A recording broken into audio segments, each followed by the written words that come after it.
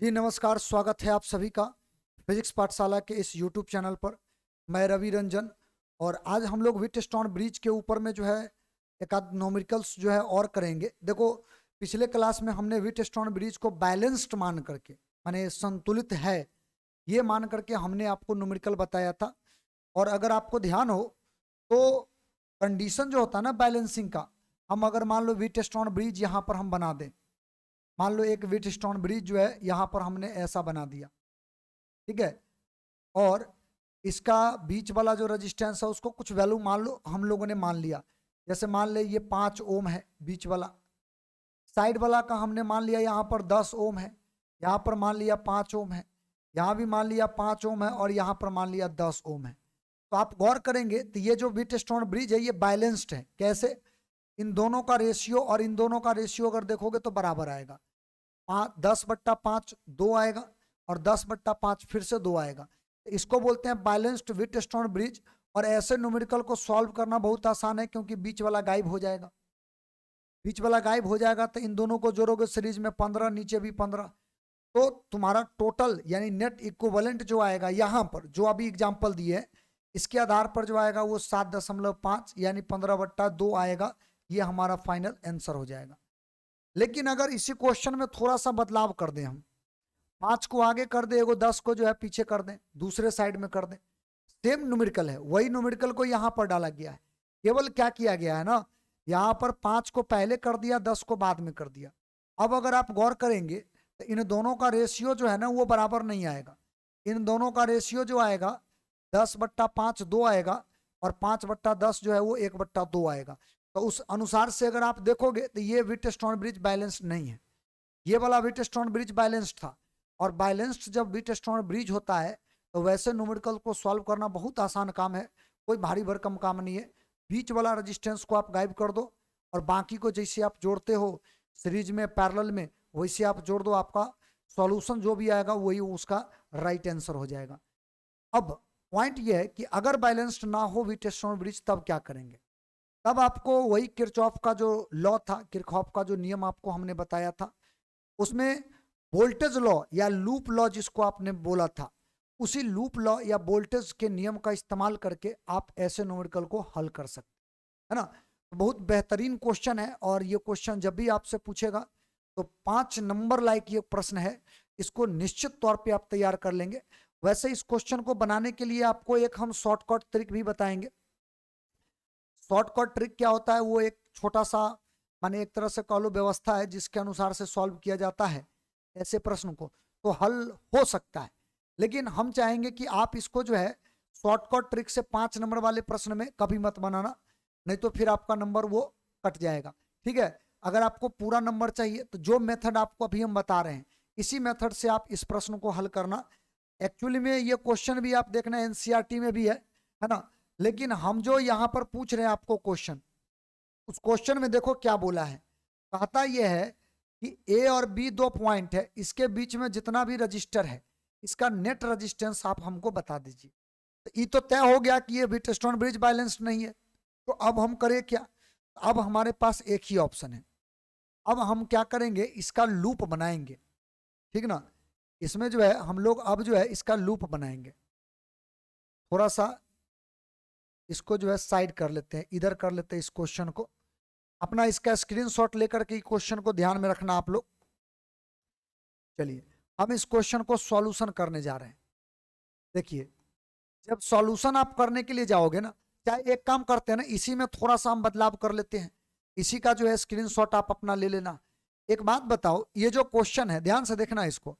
अगर मान लो हमने इस क्वेश्चन में क्या किया ना, ये जो क्वेश्चन है इस क्वेश्चन को हमें सॉल्व करना है। तो सॉल्व करने के लिए हम क्या करते हैं, इसी क्वेश्चन में एक सेल जोड़ लेते हैं हम लोग। ठीक है, अपना मर्जी से एक सेल जो है हम लोग यहां पर जोड़ लेते हैं ताकि ये सॉल्व करने में आपको जो है ना सुविधा होगा। ठीक है, तो यहां पर सबसे पहले क्या करो, एक सेल जोड़ लो आप। ईएमएफ कितना है सेल का ये हमें पता नहीं, तो इसीलिए हम इसका जो वोल्टेज है इसको भी मान लेंगे, तत्काल में मान लेते हैं। अच्छा, जैसे ही सेल जोड़ोगे तो इसमें से करंट जाएगा। अच्छा, करंट जाएगा तो ये करंट पहले तो यहाँ पर बंट जाएगा। मान लो ये I1 करंट इधर गया तो यहाँ पर I2 जाएगा। बनाने का तरीका आप बता रहे हैं। व्हीटस्टोन ब्रिज अनबैलेंस्ड हो गया, ये हम लोग को मालूम चल गया। अब इसको सॉल्व करना है, तो सॉल्व करने के दरमियान क्या करना, आप अपना मर्जी से एक और डायग्राम इधर बनाना। क्वेश्चन का डायग्राम तो हो गया, एक और डायग्राम ऐसा ही बनाना। केवल डायग्राम में एगो सेल अपना मर्जी से जोड़ देना, और सेल जोड़ करके करंट देगा। तो जंक्शन पर आने के बाद करंट दो भाग में विभक्त हो जाएगा, बट जाएगा, एक I1 और एक I2 करंट जाएगा। अच्छा, अब ये पॉइंट का नाम भी डाल देना, इसका नाम C, इसका नाम D डाल दो। अब मान लो कि ये जो करंट गया है ना, ये करंट मान लीजिए यहाँ पर बटा, यहाँ पर आकर के बट गया। अच्छा, कोई कहेगा कि ऐसे कैसे हमको पता चलेगा कि ऊपर से करंट नीचे आएगा कि नीचे वाला ऊपर जाएगा? तो आपका जिधर से मर्जी हो उधर से मान लेना। नीचे से अगर मानोगे या ऊपर से मानोगे तो इससे ज्यादा विशेष फर्क नहीं पड़ेगा। अगर आपने उल्टा मान लिया होगा तो करंट जो आएगा ना उसमें माइनस आ जाएगा, निगेटिव साइन लग जाएगा। ये बात समझे कि नहीं? तो इसीलिए आप कहीं भी मान लो कोई फर्क नहीं पड़ता है, क्योंकि जंक्शन है तो जंक्शन से करंट बंटवारा होगा। ये बात हम पहले से पढ़ चुके हैं, जानते हैं। तो हम मान लिए कि सी पॉइंट पर ही करंट बटा और एक करंट इधर आया, मान लो I3, तो इधर कितना जाएगा? इधर जाएगा I1 माइनस I3। इधर जो करंट जाएगा वो I1 माइनस I3। एकदम सेम वही प्रोसीजर पर आपको लेकर के आ रहे हैं जो प्रोसीजर आपको हमने बताया था व्हीटस्टोन ब्रिज समझाने के दरमियान। वही प्रोसीजर को आपके सामने फिर से पुनः प्रस्तुत कर रहे हैं हम। तो थोड़ा सा गौर करेंगे। आपका I3 इधर करंट आया, तो अब नीचे वाला करंट ऊपर तो नहीं जाएगा, नहीं तो कोलिजन हो जाएगा। नीचे वाला करंट ऊपर नहीं जाएगा, तो अब ई करंट दोनों, ई वाला इधर आया, इधर वाला इधर से आया, और दोनों मिल के अब इससे जाएगा। इधर से कितना करंट जाएगा? I2 प्लस I3, और लास्ट में फिर से आपको क्या मिलेगा? I। सही बात है, ये दोनों मिल जाएगा तो फिर आपको I1 I2 मिल करके I बना देगा। तो कुल जो करंट मिलेगा वो ऐसा मिलेगा। अच्छा, अब एक काम करते हैं, सभी कॉर्नर का तो नाम आप दे रखे हो, इसका E और F ऐसे करके नाम डाल दो। इतना काम आपको अपने तरफ से कर देना है पहले। और अब ध्यान रखिएगा, हमको निकालना क्या है कि ए और बी के बीच का इक्विवेलेंट रेजिस्टेंस। तो पहला काम आपको इतना करना पड़ेगा। अब जब इतना आप काम कर लेते हैं तब आपको इसमें से 3 गो लूप जो है ना वो चुनना पड़ेगा। आप 3 गो लूप को कैसाऊ घुमा करके आप बना सकते हो। जैसे कि हम मान लेते हैं कि एक लूप अपना ये वाला रहा, ACDA।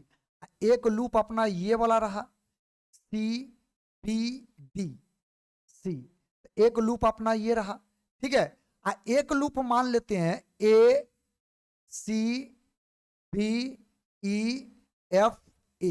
माने ऊपर से इसे घुमा दो। अच्छा, कोई चाहे तो नीचे से भी इसे घुमा दे, कोई दिक्कत नहीं।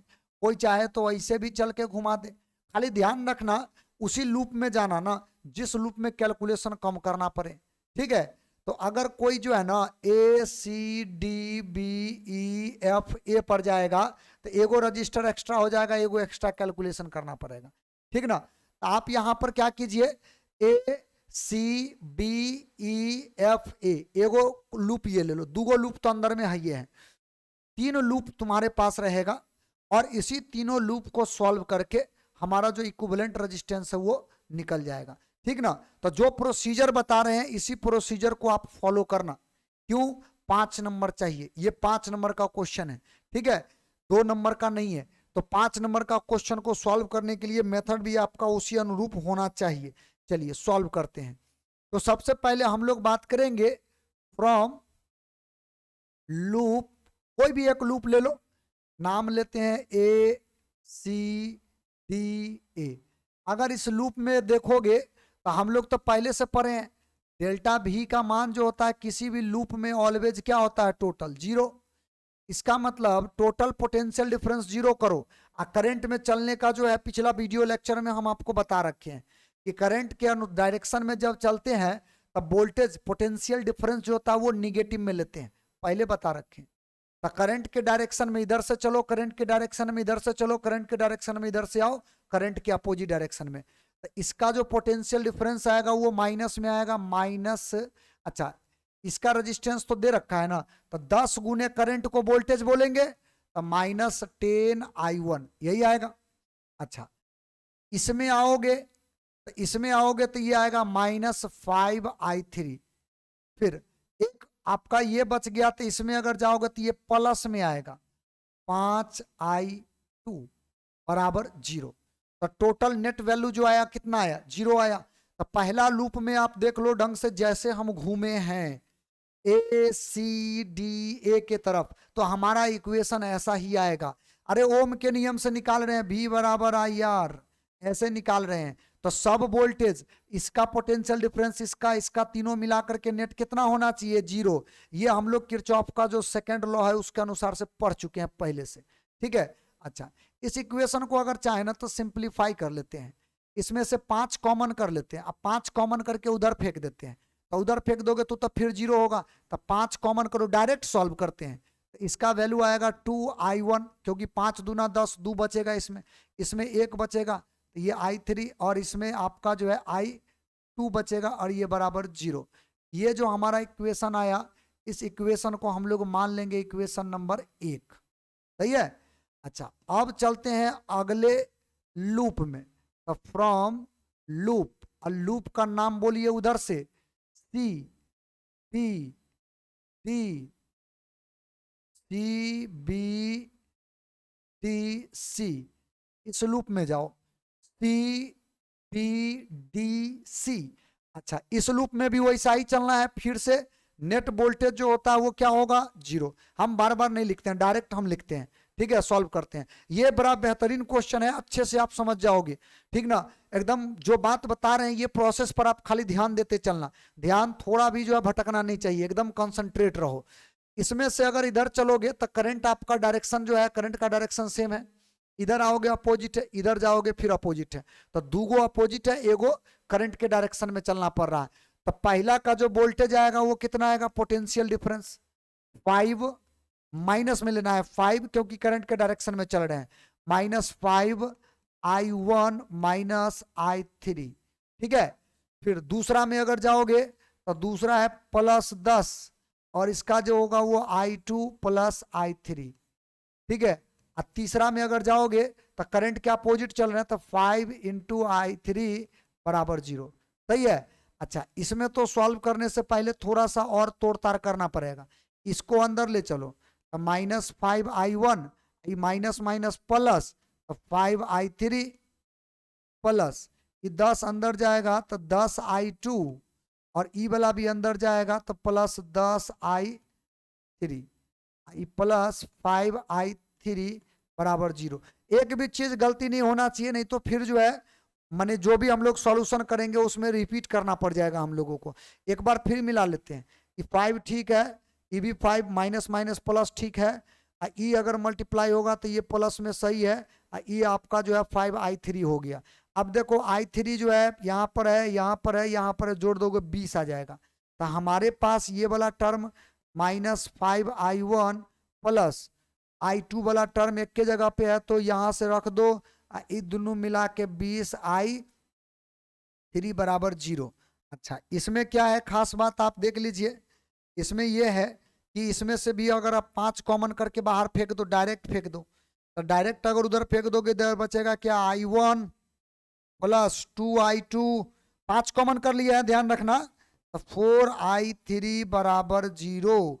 और ई जो आया ये इक्वेशन नंबर आ गया 2, ये इक्वेशन नंबर आ गया 2, ठीक है। तो एक तो आपका एक इक्वेशन ये आया। चलिए, अब हमारे पास यहाँ पर जगह है नहीं, तो हमको चलना पड़ेगा अगले पेज पर। देखो अब क्या करना है, एक और लूप लेना है, A C B E F A।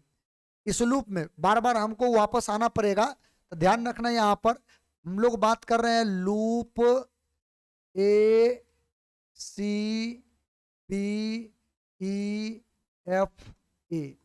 इस लूप में अगर बात करें तो ध्यान से देखना, इस लूप में दुइयों प्रतिरोध हमको देखने को मिलेगा, सही है। देखो तो एगो रेजिस्टेंस ये और एगो ये देखने को मिलेगा, एगो तुमको सेल देखने को मिलेगा। तो सीधी सी बात है कि सब को अगर जोड़ दो तो सब जोड़ करके 0 आता है।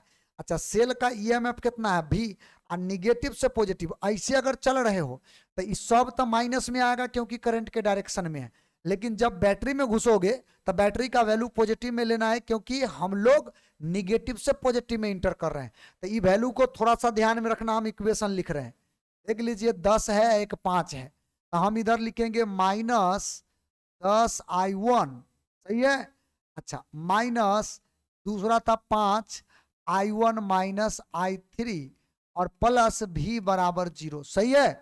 यही होना चाहिए, ध्यान रखिएगा, आप लोग देख लेना एक बार चेक करके बाद में भी, हमारे हिसाब से यही है। तो इसमें अगर आप इसको सॉल्व करो, अच्छा ऐसा करते हैं हम लोग कि माइनस भी को हम उधर ले जाते हैं, ठीक ना।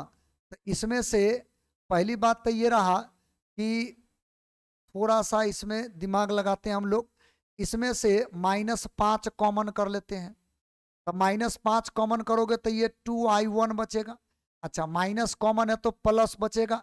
अच्छा, इसमें तुम्हारा i1 माइनस i3 बचेगा, इसको बोले उधर ले जाओ तो ये -भी बचेगा।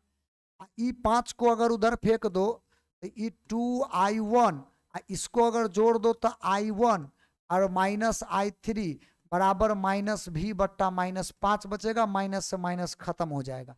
ये दोनों मिल करके कितना बना देगा, 3i1 और -i3 बराबर भी बट्टा 5। तो हमारे पास ये जो इक्वेशन आया इसको बोलेंगे इक्वेशन नंबर 3। तो 3 इक्वेशन आया है और 3 अननोन क्वांटिटी करंट है, भी को भी के फॉर्म में ही रहने दो, 3 अननोन क्वांटिटी करंट है। तो तीनों इक्वेशन को सॉल्व करोगे तो हमारा करंट का वैल्यू सभी जगह i1 i2 i3 मिल जाएगा, ठीक है। अब क्यों निकालते हैं i1 i2 i3, ये थोड़ा देर में समझ में आ जाएगा, लेकिन तीनों समीकरण को सॉल्व करना है। देखो पहला समीकरण क्या है, देख भाई पहला समीकरण तुम्हारा ये है। अच्छा, 2i2 को आगे कर दो, i3 को पीछे कर सकते हो, कोई दिक्कत नहीं है, कोई दिक्कत वाली बात नहीं है। तो पहले ऐसा करते हैं ना, हम ये दोनों समीकरण को सॉल्व करके इसमें से 2 वाला टर्म को जो उड़ा देते हैं, ताकि i1 और i3 के टर्म में एक समीकरण मिले। हमारा तीसरा समीकरण जो है i1 और i3 के टर्म में है, तो हमको सॉल्व करने में सुविधा होगा। तो क्या करते हैं, ये दोनों को पहले सॉल्व करते हैं, और सॉल्व करने में i2 को हम उड़ा देते हैं। i2 को उड़ाने के लिए यहाँ पर 2 से मल्टीप्लाई है, तो यहाँ भी 2 से मल्टीप्लाई करना पड़ेगा। तो इस समीकरण में पूरा को 2 से मल्टीप्लाई करना पड़ेगा, ठीक है। तो पहले ये वाला समीकरण हम लिखते हैं, यहाँ पर -2 है, -i है और ये 2 है। चलो हमको ध्यान में आ गया, आगे करते हैं। यहां पर सबसे पहले लिखेंगे फ्रॉम इक्वेशन 1 एंड 2, समीकरण 1 और 2 से, ठीक है। चाहे ये बात पहले लिख दो, समीकरण 1 गुना 2 एंड समीकरण 2 से डायरेक्ट। तो 1 गुना 2 जब करोगे ना, समीकरण 1 गुना जब 2 करोगे तो आप देख लो इस समीकरण में क्या है। ये जो समीकरण में 2 से मल्टीप्लाई करोगे पहला समीकरण में, तो इसका मतलब है कि 2 दूना 4 होगा, ये 2 बनेगा, ये भी 2 बनेगा, ठीक है। तो डायरेक्ट हम लिख रहे हैं, अब डायरेक्ट हम ये वाला डाटा लिख रहे हैं। देखिए ये बनेगा आपका -4i1, ठीक है, ये बनेगा +2i2 और ये -2i3, ऐसा बनेगा -2i3 और ये बराबर 0। पहला समीकरण यही आएगा। आप फिर से इस चीज को एक बार देख लीजिए, सही है, देख लीजिए इस समीकरण को -4i1, ठीक है, इसको आगे कर दिए, तो आगे कर दोगे तो कितना बनेगा 2i2, ये -2i3 उधर चला जाएगा। तो यही समीकरण को वहां रख दिए, अब ओकरा नीचे ये बैठा देते हैं। ये जो समीकरण है, ये वाला समीकरण को उसके नीचे हम बैठा देते हैं। तो ये वाला जो समीकरण है देख लीजिए, इसमें क्या लिखा हुआ है, -i3 +2 प्लस कितना था, प्लस 2i2 और 4i3 है, ठीक है, +2i2 और +4i3 है, यही है। और यही 2 समीकरण को सॉल्व कर देना है, हमारे ख्याल से डाटा यही है, ठीक ना। देख लीजिए सही है डाटा, यही डाटा को अब क्या करना है, पहले सॉल्व कर देना है। तो सॉल्व कर देंगे तो क्या मिलेगा, देखो एक काम करते हैं, माइनस कर देते हैं, सब घटा देते हैं पूरे को। यहाँ पे माइनस लगा दो, यहाँ भी माइनस लगा दो, यहाँ भी माइनस लगा दो, ये तो माइनस माइनस प्लस हो जाएगा। इसका मतलब 4i1 में ये i1 होगा, ध्यान रखना 3 लिखा गया गलती से, i1 होगा, 4i1 ये माइनस में है, नीचे वाला था प्लस हो गया, माइनस माइनस, तो इसको अगर इसमें जोड़ोगे तो -3i1 मिलेगा, ठीक है। -3i1 मिलेगा। अच्छा ये दोनों तो खैर कट जाएगा क्योंकि -2i2 और +2i2 ये कट जाएगा। अच्छा ये भी माइनस में अब आ गया, तो -4 और -2 मिला करके बना देगा -6i3 बराबर 0। अच्छा इसमें से चाहे ना तो 3 कॉमन करके उधर भेज सकते हैं, तो उधर अगर -3 कॉमन करके उधर भेज दो, तो -3 को कॉमन करके अगर उधर भेज दोगे तो इधर बचेगा क्या चीज, i1 प्लस i3 बराबर 0, sorry 2i3, i1 plus 2i3 बराबर 0, और इसको मान लो इक्वेशन नंबर 4। ठीक है, अब ये दोनों समीकरण को सॉल्व कर देते हैं। तो अब जब ये दोनों समीकरण को सॉल्व करोगे ना तो कोई ना कोई एगो i1 या i3 का मान निकल करके सामने आ जाएगा। अब ये दोनों को सॉल्व करो, अरे वही दो चर वाले रैखिक समीकरण जो पढ़ा था उसी में खाली 3 गो क्वांटिटी जो है अननोन आ गया है, बात तो वही है। चलो आगे बढ़ा देते हैं, इसको सॉल्व करना है उसके साथ और कोई एगो को निकालना है। तो उड़ाने के लिए किसी एक को हटाने के लिए करना क्या पड़ेगा, करना ये होगा कि किसी एक को हटाने के लिए बराबर देना पड़ेगा। पहले एक काम करते हैं ना, ई वाला इक्वेशन को 2 से मल्टीप्लाई कर देते हैं, ई वाला 3 वाला को, तो 2 आ जाएगा तो डायरेक्ट जोड़ दो तो कट जाएगा। तो हम यहाँ पर लिख देते हैं from equation 3 × 2 and equation number 4, केवल इसी को कंबाइन करके देखते हैं। तो पहले 3 वाला को लिखो, तो 3 दूना 6i1, सही है, इसको 2 से मल्टीप्लाई करो 2i2, सॉरी 3 है तो 3 रखना है, i3, इसको भी 2 से मल्टीप्लाई करो दूसरे साइड भी, तो v/5, ये 2 v/5 हो जाएगा, सही है। अच्छा ई वाला समीकरण को तो वैसे ही उतार दो, सॉल्व हो जाएगा, +2i3 बराबर 0। अब ये दोनों को केवल जोड़ दो, तो जोड़ दोगे तो ये दोनों तो जाएगा, ई मिल करके कितना बना देगा 7i1, ई हो जाएगा 2v/5। तो यहां से अगर गौर करिएगा i1 का मान आपको देखने को मिलेगा 2v/35, यही देखने को आपको मिलेगा। i1 निकल गया, अब i2 और i3 दोनों निकल जाएगा, लेकिन केवल और केवल आप i2 निकाल लो ना, उससे भी हमारा काम चल जाएगा। लेकिन संयोग ऐसा है कि हम इस वाले वैल्यू का प्रयोग करके पहले i3 ही निकाल सकते हैं, i2 डायरेक्ट हम निकाल नहीं सकते हैं। तो i3 निकालना हमारा मजबूरी है, पहले i3 निकाल लेते हैं, देख लेते हैं कितना करंट आएगा i3 में। तो देखो कोई भी समीकरण पर वैल्यू रख दो, इस पर रखो या इस पर रखो, बात एक ही है। फ्रॉम इक्वेशन 4 पर रख देते हैं। देखिए तो i1 यहां पर रखना है आपका वैल्यू 2v/35, अच्छा प्लस 2i3 बराबर 0, सही है, यही तो आएगा। आप देख लो गौर से, हमारे ख्याल से यही वैल्यू आएगा। इसको उधर करोगे तो स्वाभाविक बात है ये 2i3 बराबर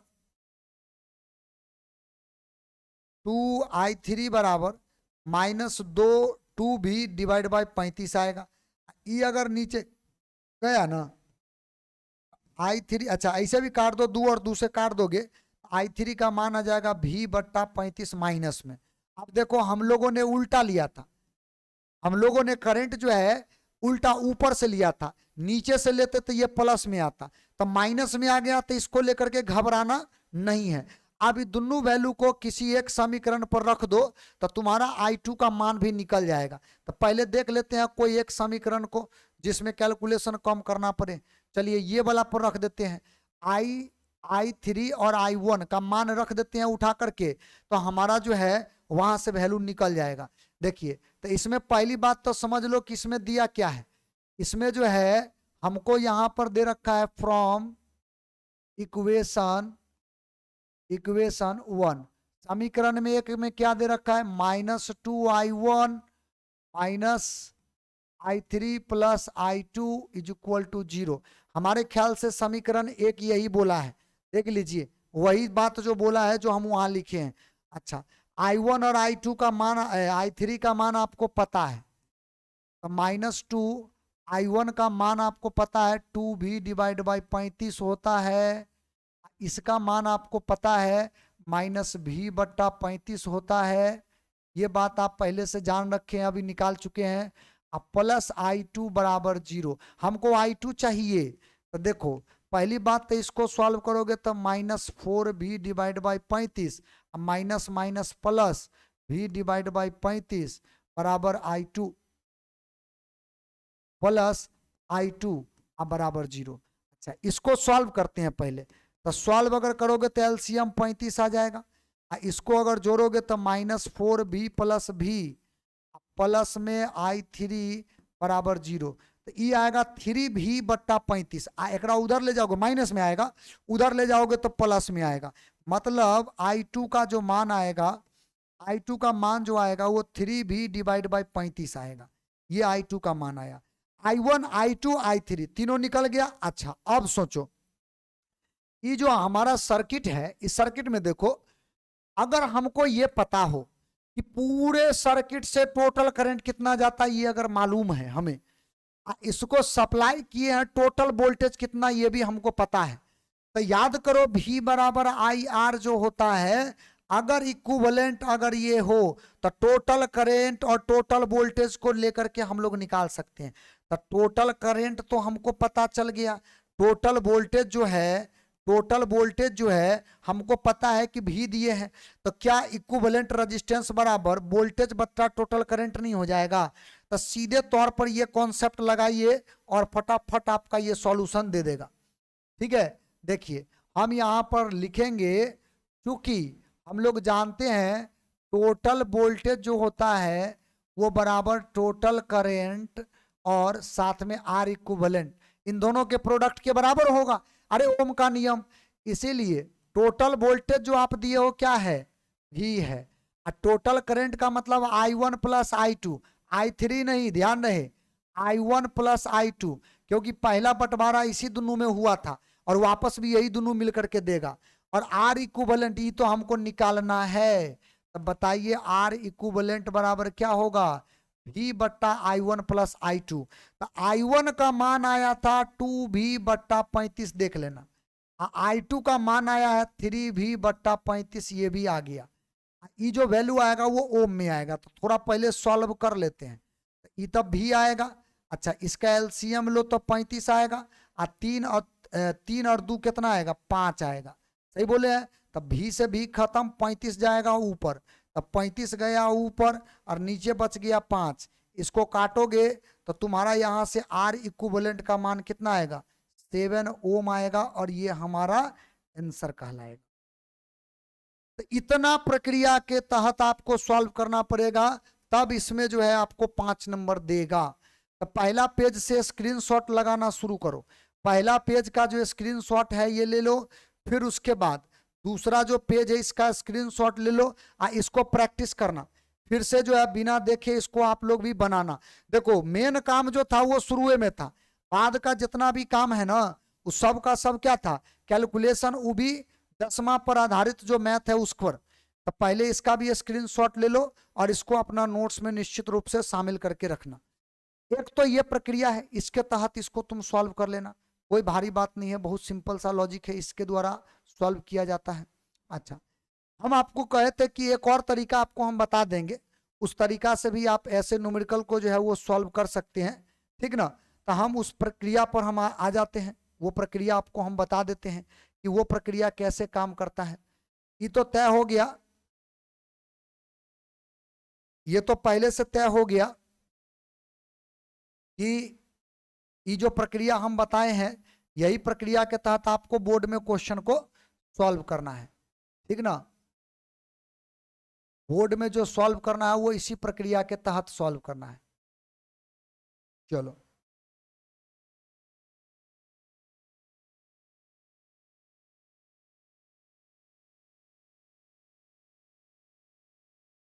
अच्छा रहने दे उसको, हम डायरेक्ट क्वेश्चन पे आ जाते हैं, काहे फालतू का उसको मिटाने का प्रयास करें, रहने देते हैं। देखो ऐसे प्रश्न को हल करने के लिए एक आपको यहाँ पर जो है पहले जो है ये ट्रिक जो है आप समझ लो कि कैसे हम इसको हल करते हैं। देखिए अगर मान लीजिए आपको ऐसा जो है क्वेश्चन दे रखा है, ऐसा क्वेश्चन दे रखा है, ठीक ना, इसमें जो है एक बीच में जो है इस तरह से दे रखा है, इस मेथड को लोग जो है ना डेल्टा स्टार मेथड भी कहते हैं। तो डेल्टा स्टार मेथड भी इसको कहेंगे। मान लो ये R1 है, ये मान लो R2 है, ये मान लो R3 है, ये R4 है और ये R5 है। ऐसे प्रश्न को हल करने के लिए A और B के बीच में अगर निकालना हो तो ये जो डेल्टा जो आपको दिख रहा है, डेल्टा बोले तो ऐसा टाइप से इसको डेल्टा बोलते हैं। ये डेल्टा को स्टार में बदलने का एक नियम होता है, ठीक है। कोई भी डेल्टा हो उस डेल्टा को स्टार में बदलने का एक नियम होता है और वही नियम पहले आपको हम बता देते हैं, ठीक है। मान लो ये एक डेल्टा है, मान लो यहां पर एक डेल्टा है इस तरह का, इसको हमको स्टार में बदलना है। R1 R2 R3 मान लो इसका रेजिस्टेंस है, इसको स्टार बनाना है हमको। तो देखो करना क्या होता है, करना ये होता है कि आप इन दोनों को जोड़ दो, इन दोनों को जोड़ करके एक बना दो, इन दोनों को जोड़ करके एक रजिस्टर बना दो। कैसे बनाते हैं देखिए, आप इसको जो है ना ऐसे एक रजिस्टर बना दो, एक रजिस्टर आपका इधर जाएगा और एक रजिस्टर जो है आपका ऐसा बनेगा। तो ये स्टार तो है नहीं लेकिन स्टार जैसा थोड़ा बहुत दिख रहा है, इसीलिए इसको जो है स्टार बोल देते हैं। डेल्टा से स्टार में कन्वर्जन, समझे बात को। तो देखो इसका जो रेजिस्टेंस है, इसके रेजिस्टेंस को कुछ मान लो, जैसे RA मान लो, इसके रेजिस्टेंस को RB मान लो, इसके रेजिस्टेंस को RC मान लो। तो पहली बात तो RA RB और RC तुमको निकालना पड़ेगा, तब ना पता चलेगा कि चलो स्टार में कन्वर्ट हो गया। इसको अगर स्टार में बना दे तो बीच वाला गायब हो जाएगा, एगो यहाँ जुड़ जाएगा, एगो यहाँ जुड़ जाएगा, सॉल्व करने में सुविधा होगा। तो ये डेल्टा को स्टार में कन्वर्ट करने के लिए नियम क्या है, देखो इसका नियम ये कहता है कि आप क्या कीजिए ना, सबसे पहले इन दोनों को जो आपको दिख रहा होता है, ये दोनों को अगर बनाना चाहते हैं हम स्टार के रूप में, अगर कन्वर्ट करना चाहते हैं तो हम करते क्या है, इन दोनों को मल्टीप्लाई कर देते हैं। जैसे इन दोनों को अगर जोड़ दोगे तो एक ये बनेगा, इन दोनों को जोड़ दोगे तो एक ये बनेगा, इन दोनों को जोड़ दोगे तो एक ये बनेगा। ध्यान से देखना, इन दोनों को जोड़ने के बाद ये बनेगा, इन दोनों को जोड़ने के बाद ये बनेगा, इन दोनों को जोड़ने के बाद ये इधर वाला ये वाला बनेगा, ठीक है। फिर से ये दोनों एक ये बनाएगा, ये दोनों ये बनाएगा, ये दोनों जो है वो ये बनाएगा, ठीक है। तो हम पहले निकालेंगे कैसे, इसको हम हटा देते हैं। ये जो है ये ट्रिक जो है यहाँ पर हम अप्लाई करेंगे अभी। तो इसको पहले हम क्या करते हैं, साइड कर लेते हैं। तो हमारा ये जो पूरा है इसको पहले मिटा ले, ये वाला जो टर्म है इसको साइड करो। अच्छा इसको हम इधर ले आते हैं, क्योंकि यही तो हमारा मेथड है। हम इस मेथड को जो है इधर ले आते हैं, अपना ये जो मेथड है इस मेथड को हम इधर ले आते हैं। तो हमको इसमें निकालना क्या है, देखो हमको इसमें निकालना है RA का मान। तो RA का मान कैसे निकलेगा, R1 इंटू R2, सॉरी पहले तो आप गौर कर लो किस किस से ये बना है। तो ई दुन्नू से ये बना है, ई दुन्नू से RA बना है। तो ई दुन्नू से बना है तो इसका मतलब R1 इंटू R3। अब बट्टा में टोटल रेजिस्टेंस को जोड़ दो, ये ट्रिक आपको याद रखना है, R2 प्लस R3, ठीक है। पहला RA निकल गया। अच्छा अगर RB निकालना हो ये वाला टर्म, तो ये दोनों को जोड़ो, माने मल्टीप्लाई करो, R1 इंटू R2, अब बट्टा तीनों को फिर जोड़ करके नीचे रख दो, R1 plus R2 plus R3, ठीक है। तो एक आपका ये B भी निकल गया। अच्छा RC अगर आपको निकालना हो, RC अगर आपको निकालना हो तो क्या करो आप, इसमें फिर से ये दोनों को मल्टीप्लाई करो, यानी R2 into R3, R2 into R3 और नीचे में फिर से टोटल को जोड़ दो। तो नीचे तो कॉमन टर्म लिया जा रहा है, माने सब को जोड़ा जा रहा है। तो इससे क्या होगा ना कि डेल्टा जो है स्टार में कन्वर्ट हो जाएगा।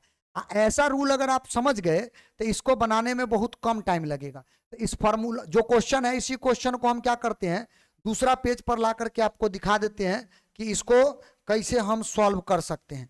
देखिए तो पहले तो इसको हम हटा दें और वही क्वेश्चन को डेल्टा को स्टार में कन्वर्ट करके दिखाते हैं। देखो इसमें करना यह है कि हमारा जो क्वेश्चन था कुछ ऐसा था, एक इधर से गया था, एक ऐसा था, एक ऐसा था रजिस्टर यहां पर, और एक बीचों बीच था। तो ई था 5, ई था 10, ई भी था 5, ई था फिर 10, ई था फिर 5, ऐसा ही कुछ था। और ए और बी के बीच में हमको बोला कि बताइए इक्विवेलेंट रेजिस्टेंस क्या है। तो एगो तरीका तो जो बताए हैं वो 5 नंबर का है, ये तरीका आपको 5 नंबर में अप्लाई नहीं करना है, ये बात विशेष तौर पे ध्यान रखना है। चलिए तो समझिए इसको डेल्टा को स्टार में कैसे कन्वर्ट करते हैं। किसी भी डेल्टा को स्टार में कन्वर्ट कर दो, मान लो इधर वाला डेल्टा को स्टार में हम कन्वर्ट करना चाहते हैं, तो चलो कन्वर्ट करते हैं, डायरेक्ट लिखेंगे बात। तो इधर वाला तो वैसे ही उतार दो, इधर वाला टर्म को तो वैसे ही उतार दो, ऐसे ही उतार दो। अच्छा ये तो डेल्टा में शामिल हो जाएगा, ये जो है वो तो डेल्टा में शामिल हो जाएगा, इसका पॉइंट का नाम बी है, ये 5 ओम है, इधर 10 ओम है, सही है। अच्छा ये दोनों को मिला करके एगो रजिस्टर इधर से बनेगा। कैसे निकालोगे तो निकालने का तरीका बता रखे हैं, उन दोनों को गुना करो, दोनों को गुना करो, तो दोनों को गुना करोगे कितना आएगा 50, अब बट्टा तीनों को जोड़ के भागा दे दो, तो तीनों को जोड़ के भागा दे दो 10, 5 और 5 यानी 20, ये जब कटेगा तो कितना आएगा 5/2 ओम। सही लिखे हैं, एकदम डायरेक्ट कैलकुलेशन कर रहे हैं, जो रूल पड़े उसी के आधार पे। अच्छा अब ये दोनों को मिला करके एक जो है इधर से जाएगा, ये दोनों को मिला करके एक इधर से जाएगा, और यही ए कहलाएगा, ठीक ना। तो पहले तो ये निकालो फिर ये निकालो, देखो तो ये दोनों को मिला करके 25 25 और बट्टा सबको जोड़ करके कितना आएगा 20, अगर काट दो तो कितना आएगा, ढंग से देख लीजिए आप इसको काट करके कितना आएगा 25 5 चौक 20, यानी कि ये आ जाएगा 5/4, 5/4 ओम। अच्छा ये दोनों को मल्टीप्लाई करो 10 और 5 50, यानी कि फिर से तुम्हारा 5/2 ओम आएगा, इतना ही आएगा। अब देखिए क्या इसको सॉल्व कर सकते हैं कि नहीं, अब तो ये ऑब्जेक्टिव टाइप से जो है बड़ा इजी वे में सॉल्व हो जाएगा। तो सबसे पहले क्या कीजिए, आप ये दोनों को सीरीज में जोड़ दीजिए, तो ये दोनों को सीरीज में अगर जोड़िएगा तो कितना आएगा 5 और 5/2, अगर इसको जोड़ो पहली बात तो ई वाला को बाहर कर लो, ई वाला तुम्हारा 5/2 ओम पहले बाहर है, ये दोनों को अगर जोड़ोगे और नीचे वाला दोनों को जोड़ोगे ये बी बनेगा, ये ए बनेगा। तो देखिए ये दोनों को जोड़ो कितना है 5, जोड़ लेते यहीं पर डायरेक्ट और रख देंगे 5/2 बराबर एलसीएम लो 2 आएगा, 10 और 5 15, ठीक है। तो 15/2 आएगा, ये 15/2 आएगा। अच्छा ये दोनों को जोड़ो, तो ये जो है 5/4 है, एक साइड में 10 है, अगर सॉल्व करोगे तो नीचे 4 आएगा, ई मल्टीप्लाई हुआ तो 45/4 आएगा, सही है। आप देख लीजिए 45/4 ही आना चाहिए, ठीक ना। ई आ गया कितना 45/4 ओम।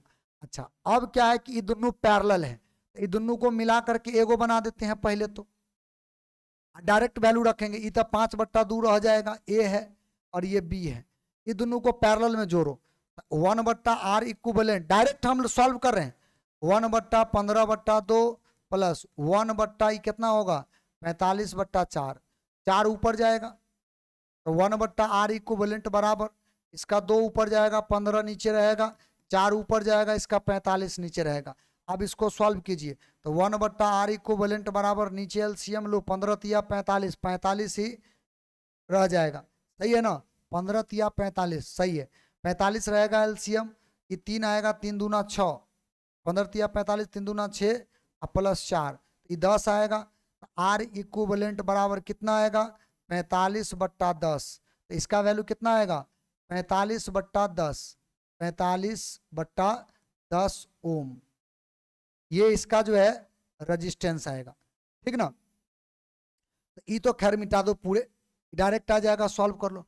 अच्छा अब ए और बी के बीच में निकल जाएगा, ए और बी के बीच में निकालोगे क्या होगा, ये पैरेलल सीरीज है, तो सीरीज है तो डायरेक्ट जोड़ दो, 45/10 में आप इसको जोड़िए, ये दोनों का एलसीएम कितना आएगा 10, ठीक है, दोनों का एलसीएम कितना आएगा, ये दोनों का एलसीएम 10 आएगा।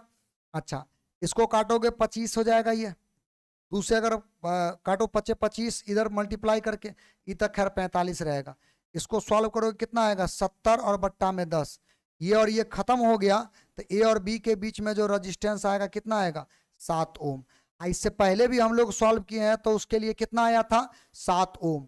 तो कुल मिलाकर के एक ये जो प्रश्न है बड़ा महत्वपूर्ण क्वेश्चन है, और एक प्रश्न को सिखाने के लिए ही हमने आपके सामने जो है ये वीडियो बनाया था। तो आप इस टाइप के न्यूमेरिकल को भी हल कर सकते हो, और ऐसे न्यूमेरिकल भी हल करने आपको आना चाहिए।